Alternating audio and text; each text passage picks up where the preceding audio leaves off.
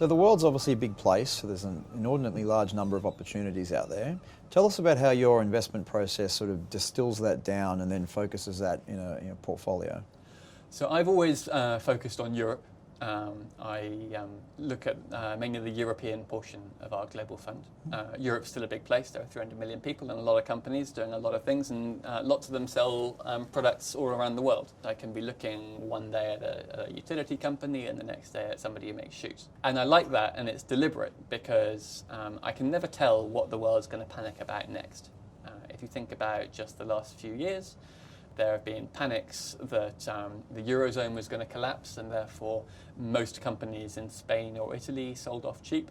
There have been panics that no one would ever use oil ever again, and then oil companies sell cheap. Even simple localized worries such as Nike's new trainers are so cool no one's ever going to buy an Adidas ever again was one we had a few years ago, and then you move forward a few years and you get completely the reverse. Being a generalist is great because it means I can always move to wherever other people are already worried. I don't choose what I'm working on. It's chosen for me by the mass emotions of the people who I'm trying to compete against. Okay. So you've got a large team around you working with you. Can you describe a bit about how they're organised to sort of fulfil this sort of process that you outline? The global fund that I help to invest is run by 5 of us. One, me, looks at Europe. Another looks at emerging markets based in Hong Kong. Another at the US and North America based in San Francisco. And then I have 2 other colleagues in London, one looking at Japan and the other looking at the whole world from a sector-by-sector analysis. We really try to look at the world through a variety of lenses.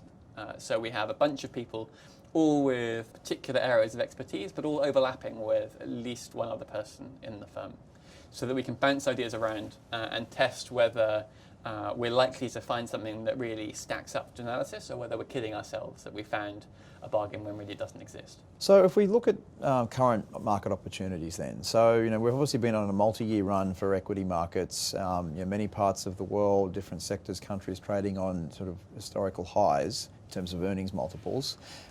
Does it make it difficult to find contrarian opportunities in that environment? I think what you say is totally right, that we're in a world where the last major global financial crisis was getting on towards 10 years ago now. People have had nearly a decade of good times.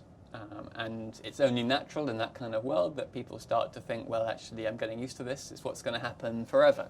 And it makes it harder as a contrarian to find ideas that we're really excited about for being cheap, because we don't find that many areas compared to normal where we think others are making mistakes. There's an old line of Warren Buffett's that you should be greedy when others are fearful and fearful when others are greedy. This feels more like that second type. I come into work in the morning more fearful maybe than I do on average.